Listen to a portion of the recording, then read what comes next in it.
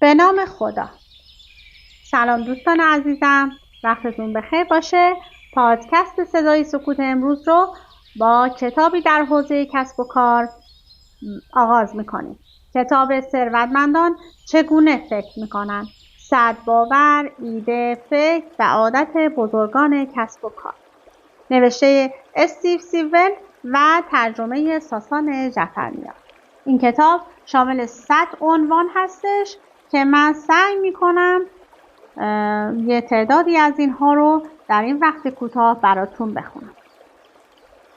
طبقه متوسط فقط زمانی روی پول تمرکز میکنن که به آن نیاز دارن. ثروتمندان همیشه روی پول متمرکز هستند. به جز نگرانی در مورد کمبود پول، افراد معمولی تمرکز کمی روی کسب درآمد دارند. زیرا در عمق وجود آنها فکر می‌کنند که این کار اشتباه است. افراد ثروتمند آگاهی مداوم و آگاهانه ای از پول خود دارند و همیشه به دنبال فرصت‌هایی برای به دست آوردن پول بیشتر هستند. زیرا فکر می‌کنند این کار درست است. بزرگان آگاهی پولی دارند که آنها را برای معاملات بالقوه‌ای که می‌تواند ارزش خالص آنها را افزایش داده و زندگی آنها را بهبود ببخشد. 24 ساعت آماده نگه می‌دارد. وقتی یک رویداد فاجعه‌بار مالی رخ می‌دهد یا فرصتی در سطح جهانی پیش می‌آید، یک فرد معمولی تلاش می‌کند تا پول کافی برای برآوردن نیازهای خود به دست آورد. ثروتمندان هر روز بازی پول را در ذهن خود دارند. بنابراین جمع‌آوری پول نقد اضطراری در مدت زمان کوتاه آسان است. با توجه به تمرینات شناختی روزانه آنها، عضلات پولساز آنها انعطاف‌پذیر و قوی هستند و حتی برای مقابله با سخت‌ترین چالش‌های مالی آماده هستند. وقتی اکثر مردم بر کار و فعالیت‌هایی که بابت آن پول می‌گیرند تمرکز می‌کنند، ثروتمندان بر این تمرکز می‌کنند که چگونه درآمدزایی از همان فعالیت‌ها را به حداکثر برسانند. اکثر اجرا کنندگان در سطح جهانی عاشق کاری هستند که انجام می‌دهند، اما همچنین می‌دانند که اگر راهی برای جمع‌آوری ارزش خالص قابل توجهی در حین انجام آن پیدا نکنند، همیشه به سمت پاسخگویی به شخص دیگری تنزل پیدا می‌کنند. طبقه متوسط فکر می‌کنند که باید بین دنبال کردن سعادت خود و ثروتمند بودن یکی را انتخاب کنند. ثروتمندان راز میلیونر شدن را دنبال کردن شادی و تمرکز بر بهترین راه‌ها برای ثروتمند شدن می‌دانند و از هر دقیقه آن لذت می‌برند. و جمله پایانی این پارت: هرچه می‌توانید بدون آسیب رساندن به همسایه خود به دست آورید. هرچه می‌توانید پس‌انداز کنید و هزینه غیر ضروری را کاهش دهید. هرچه می‌توانید به دیگران بدهید. نوشته جان وسلی. منبع ثروت: استعداد بیش از حد ارزیابی شده است. آنچه واقعاً هنرمندان در کلاس جهانی را از دیگران جدا می‌کند. نوشته جف کلووین. سؤال تفکر انتقادی: هر روز چقدر زمان صرف فکر کردن به راه‌هایی برای کسب درآمد بیشتر می‌کنید؟ و مرحله اقدام: این سؤال روزانه را از خود بپرسید. چگونه می‌توانم در کمترین زمان و با حداقل تلاش پول بیشتری کسب کنم؟ عنوان پارت بعدی: طبقه متوسط معتقدند که افراد ثروتمند معتاد به کار هستند. ثروتمندان می‌دانند که میلیونرها سرگرمی‌های زیادی دارند. راه دیگری که طبقه متوسط ثروتمند نبودن را توجیه می‌کنند این است که خودشان را متقاعد کنند که افراد ثروتمند همیشه کار می‌کنند. آنها این را به 2 دلیل می‌گویند. یکی اینکه می‌خواهند احساس بهتری نسبت به ورشکستگی خود داشته باشند. دلیل دیگر این است که آنها فقط جهان تفکر خطی را درک می‌کنند. برای یک متفکر خطی زمان با پول مبادله می‌شود. به این معنا که تنها راهی که می توانم پول بیشتری کسب کنم این است که ساعت بیشتری کار کنم. این باور ناراحت کننده است، زیرا پس از مصاحبه با صدها فرد ثروتمند می توانم به شما بگویم که بسیاری از ثروتمندان اصلا کار نمی کنند. ایجاد ثروت زیاد فرایندی غیر خطی است که تفکر در آن مهمترین مهارت است. در حالی که افراد بزرگ 24 ساعته و 7 روز هفته از طریق اهرم کسب درآمد می کنند، آزادند که وقت خود را صرف کاوش در جهان، توجه به علایق خود و گذران نامحدود با افرادی که دوستشان دارند بگذرانند. بدون هیچ گونه نگرانی یا ترسی در مورد نحوه پرداخت صورت حساب، افراد ثروتمند بیشتر از هر کسی که من میشناسم لذت میبرند، زیرا آنها ابزاری برای انجام هر کاری که میخواهند دارند.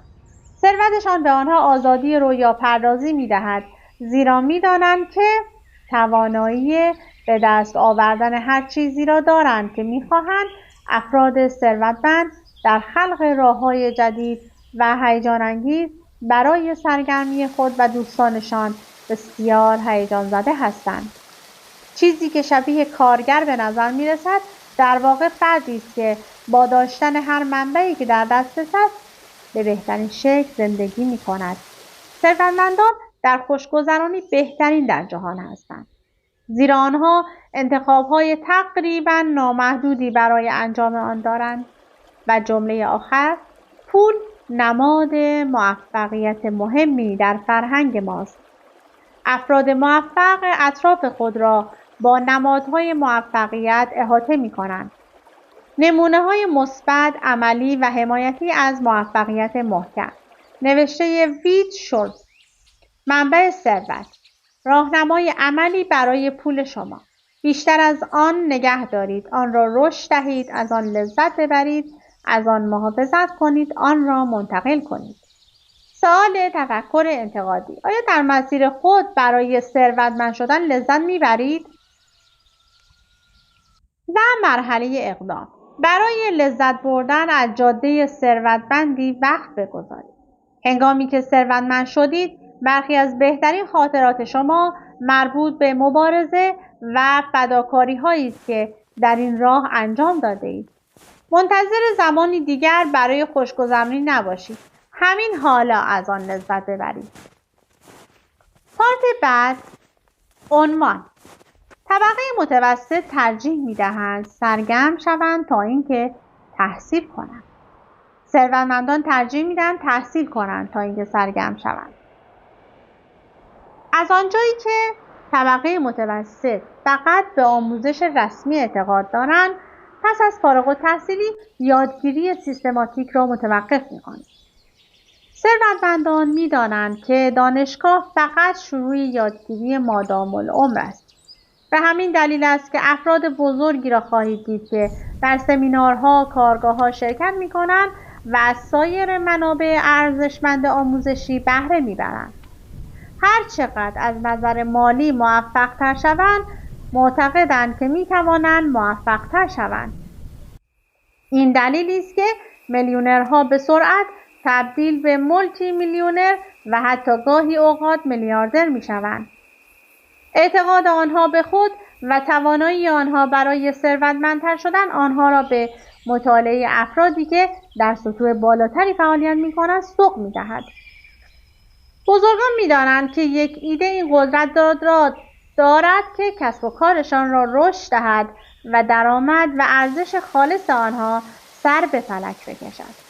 وارد خانه یک فرد ثروتمند شوید و یکی از اولین چیزهایی که خواهید دید کتابخانه گسترده‌ای از کتاب‌هایی است که آنها برای آموزش خود در مورد چگونگی موفقیت بیشتر استفاده کردند. طبقه متوسط رمان، تاریخ و مجلات سرگرمی می‌خوانند.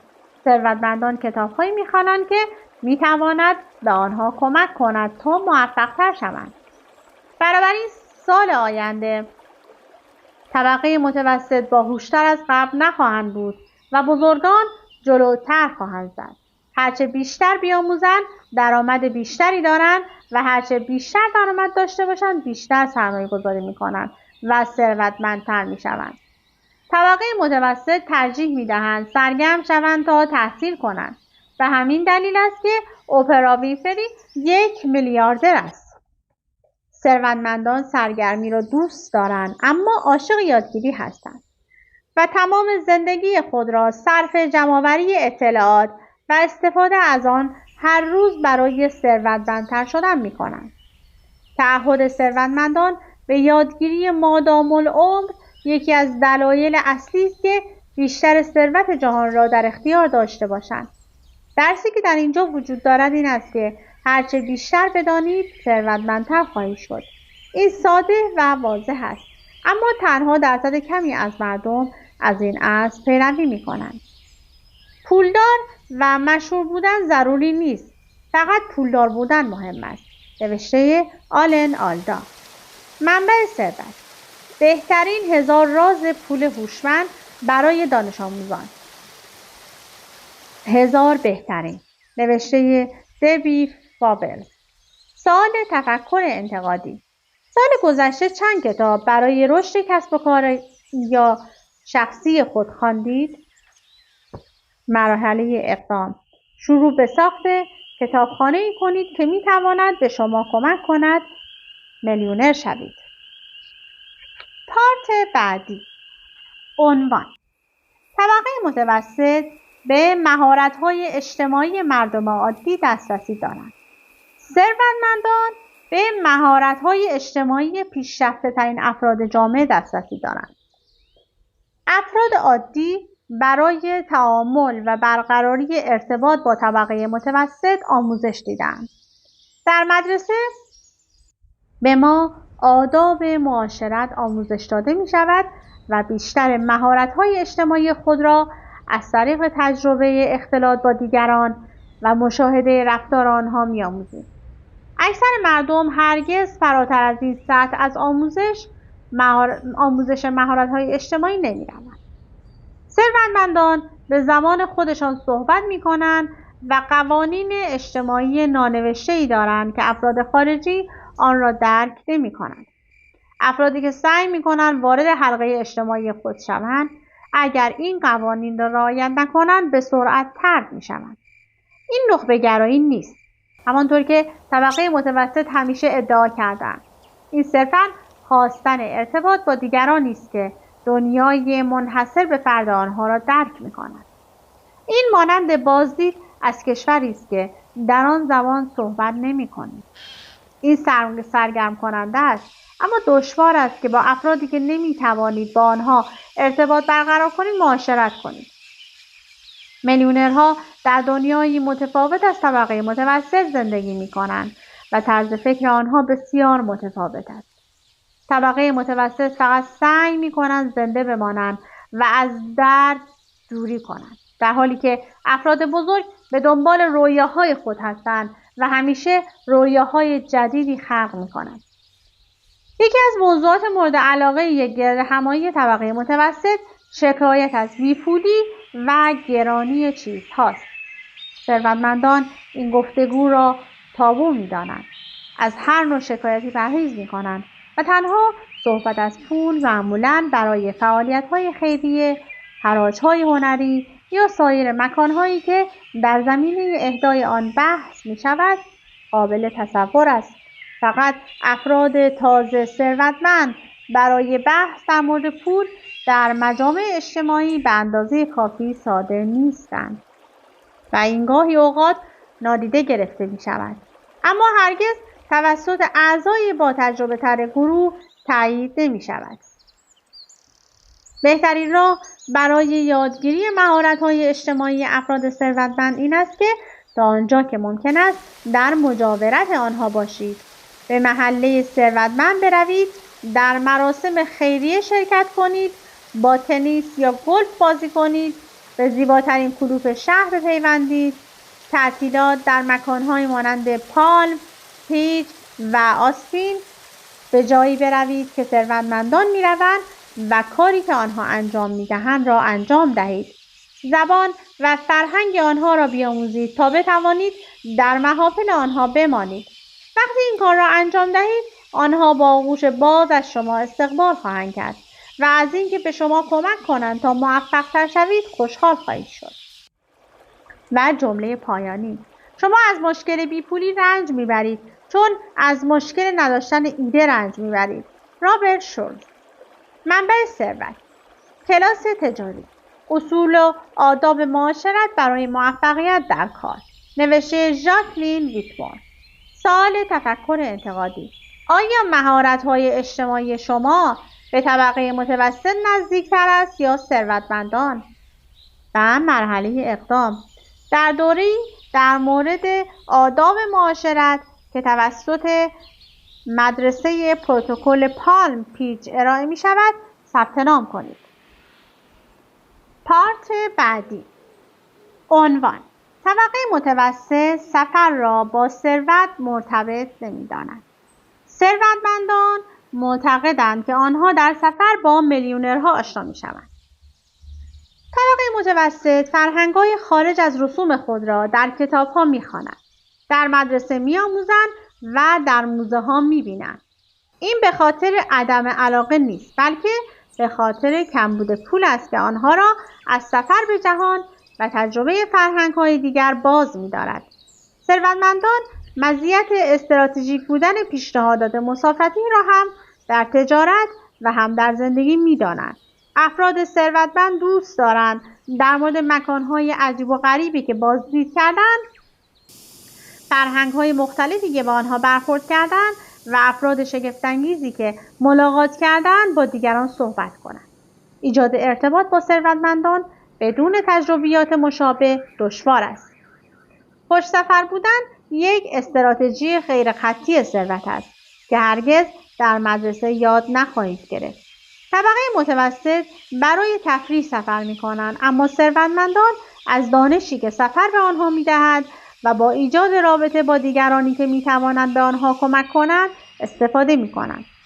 این ابزار دیگری است که به آنها کمک می‌کند تا معاملات را انجام دهند و سریعتر و آسانتر تماس برقرار کنند. بنابراین در حالی که طبقه متوسط سفر را هزینه می‌بینند، ثروتمندان آن را سرمایه‌گذاری می‌دانند. هرچه بیشتر درباره فرهنگ‌های دیگر بیاموزند، هوشمندانه‌تر می‌توانند با افراد تاثیرگذار در جلسات تجاری، اجتماعات و فعالیت‌های خیریه صحبت کنند. مردم با افرادی که می‌شناسند دوست دارند و به آنها اعتماد دارند تجارت می‌کنند. به عبارت دیگر، افرادی که تصور می‌کنند دقیقاً شبیه آنها هستند. به اشتراک گذاشتن تجربیات غیرمعمول و آشنا بودن با فرهنگ‌های جهانی تأثیر زیادی بر بسیاری از افراد ثروتمند دارد. بالاخره چه کسی جز ثروتمندان می‌تواند از پس این همه مکان بر بیاید؟ تنها گروه دیگر خارج از سیاسیون افراد بالا مقام و تازه وارد هستند که این استراتژی را می‌شناسند و با آموزش روی آینده خود سرمایه گذاری می‌کنند. نکته اصلی این است که اگر می‌خواهید پولدار شوید، همان کاری را انجام دهید که افراد ثروتمند انجام می‌دهند. و یکی از کارهایی که انجام می‌دهند این است که خودشان را با تجربه هرچه بیشتر جنبه‌های زندگی آموزش دهند.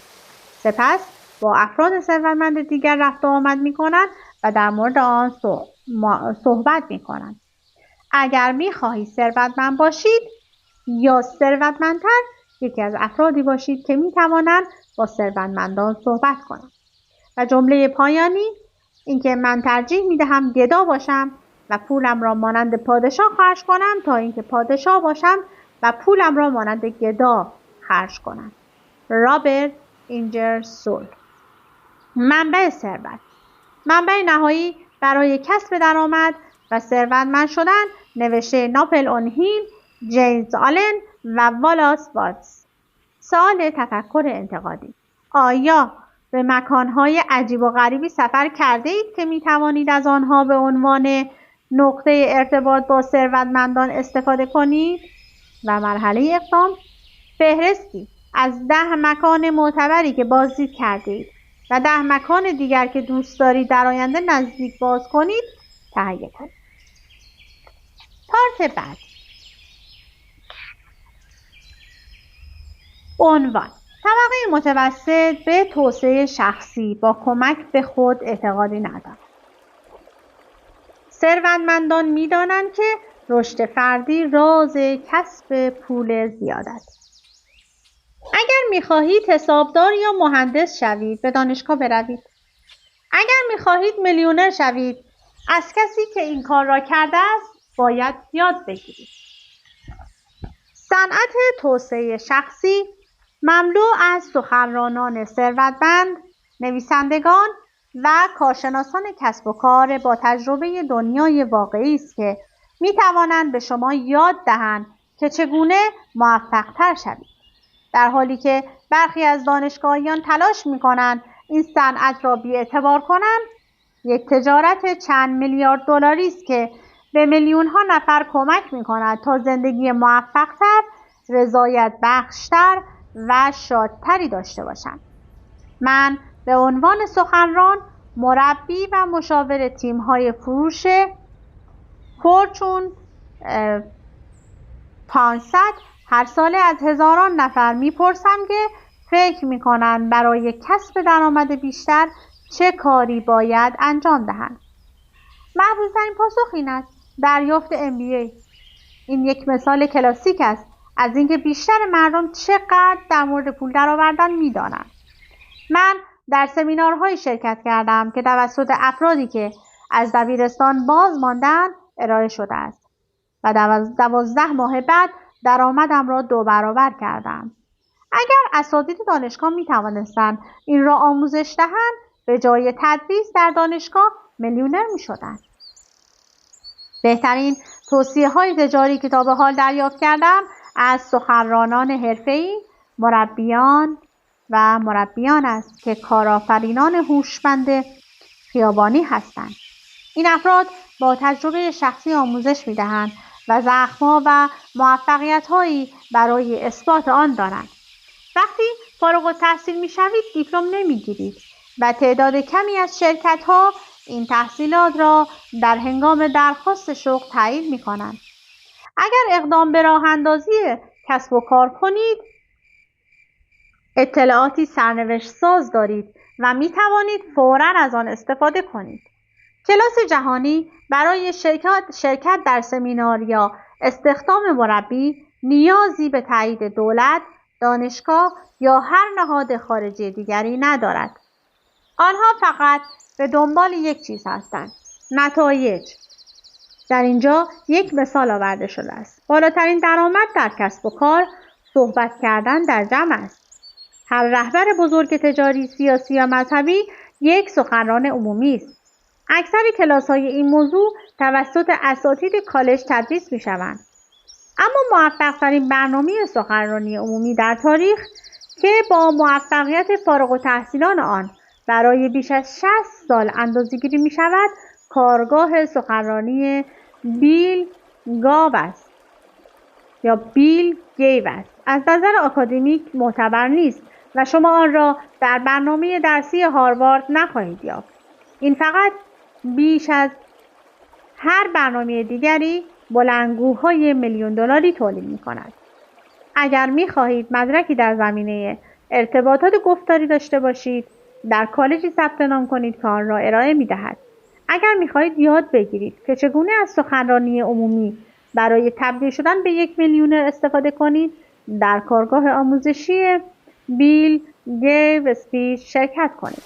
تنها 5% از جمعیت از برنامه‌های توسعه شخصی مانند این استفاده می‌کنند و آنها جزو موفق‌ترین افراد روی کره زمین هستند. بسیاری از آنها ثروت خود را به آنچه از نوابغ جنبش خودیاری آموختند نسبت می‌دهند. و جمله پایانی: امروز بزرگترین منبع ثروت بین گوش‌های شماست. برایان تریسی. منبع ثروت: کارگاه آموزشی بیل گیو، برنامه 3 روزه در سراسر ایالات متحده اروپا و استرالیا انجام شد. سوال تفکر انتقادی: آیا می توانید یک سمینار یا کارگاه آموزشی توسعه شخصی تا میلیونر شدن فاصله داشته باشید؟ و مرحله اقدام: یکی از مهارت‌های تجاری که باید یاد بگیرید سخنرانی در جمع است. این مهارت برای هر تاجر یا کارآفرینی ارزش دارد. امروز تصمیم بگیرید که بر ترس خود غلبه کنید و این مهارت قدرتمند را توسعه دهید. بریم برای پارت بعدی. عنوان: طبقه متوسط بازی‌های مردم عادی را به فرزندان یاد می‌دهند.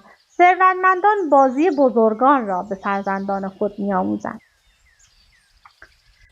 محبوب ترین ورزش ها در امریکا فوتبال، بیسبال و بسکتبال می باشد. محبوب ترین بازی های ویدئویی هستند. توده مردم برای تفریح به این ورزش ها و بازی ها می پردازند. ورزش های مورد علاقه ثروتمندان گلف، تنیس و اسب‌سواری است. یکی از بازی های مورد علاقه آنها شطرنج است. این یکی از دلایلی است که والدین تلاش می‌کنند تا به فرزندان خود کمک کنند تا در کنار ثروتمندان قرار بگیرند و ورزش‌ها و بازی‌هایی که انجام می‌دهند را به آنها آموزش دهند. اگر کودک از این فعالیت لذت می‌برد، با گروه قدرتمندی از افراد که می‌توانند به موفقیت او کمک کنند، وجوه مشترکی پیدا می‌کند. والدین عادی هرگز این مفهوم را در نظر نمی‌گیرند و بسیاری از کسانی که در طول سالها آن را با آنها آشنا کردند از این ایده آزرده شدند. این واکنش ریشه در این باور دارد که زندگی یک زمین بازی برابر است و اگر کارهای درست را انجام دهید و طبق قوانین بازی کنید موفق خواهید شد. فکر خوبی است. تنها مشکل این است که نتیجه درست نیست. افرادی که موفقیت عظیمی را به دست می‌آورند از هر استراتژی که می‌توانند استفاده می‌کنند. دنیای بیرون فقط ثروت پیدا شده جدید آنها را می‌بیند، چیزی که دیده نمی‌شود. سالها برنامه‌ریزی برای موفقیت بود، در حالی که اغلب اوقات شکست می‌خوردند. والدین باهوش تمام مزیت‌های ممکن را به فرزندان خود می‌دهند و این شامل قرار دادن آنها در معرض بازی‌های مورد علاقه ثروتمندان است. اگر بچه‌ها از بازی لذت نبرند، مجبور به بازی نمی‌شوند. والدین نمی‌خواهند فرزندانشان ورزشی را انجام دهند که از آن متنفر است، فقط برای مزیتی که ممکن است در آینده به او بدهد.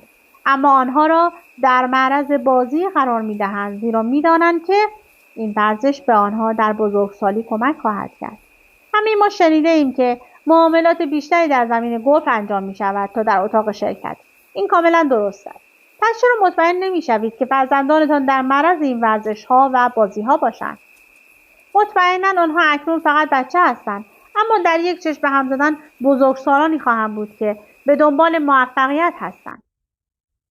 هرچه افراد قدرتمندتر بشناسند، ثروتمندتر خواهند شد. این ترکیب برنده شدن از چیزهایی است که می‌دانید و کسانی که می‌شناسید.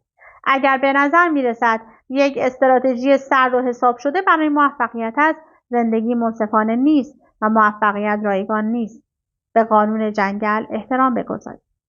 و جمله پایانی: تنها راه برای فکر نکردن به پول داشتن مقدار زیادی از آن است. ادیت وارتون.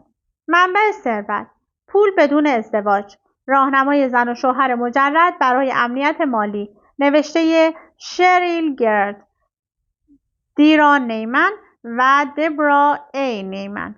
سوال تفکر انتقادی: آیا این استراتژی را به عنوان بالا رفتن اجتماعی یا بازاریابی هوشمند می‌بینید؟ و مرحله اقدام: فرزندان خود را در معرض یکی از ورزش‌ها یا بازی‌های ثروتمندان قرار دهید و ببینید آیا از آن لذت می‌برند یا خیر. اگر آن ورزش را دوست دارند، تا جایی که می‌توانید در بازی یا ورزش به آنها درس بدهید. امیدوارم که از این کتاب خوشتون اومده باشه. این کتاب به شما می‌آموزد که افراد ثروتمند چگونه فکر می‌کنند و ثروت، افکار، عادات و فلسفه‌های طبقه متوسط را با طبقه جهانی مقایسه می‌کنه. تفاوت‌ها بسیار ساده‌اند، اما استراتژی‌ها ساده است. یاد بگیرید افراد ثروتمند چگونه فکر می‌کنند، افکار اونها رو کپی کنید، اقدام کنید و ثروتمند شوید. امیدوارم که خیلی دوست داشته باشید و این کتاب رو تهیه کنید این کتاب هم به صورت صوتی در سایت کتاب را ارائه شده. مراقب خودتون باشید. تا وایس بعدی، خدا نگهدارتون.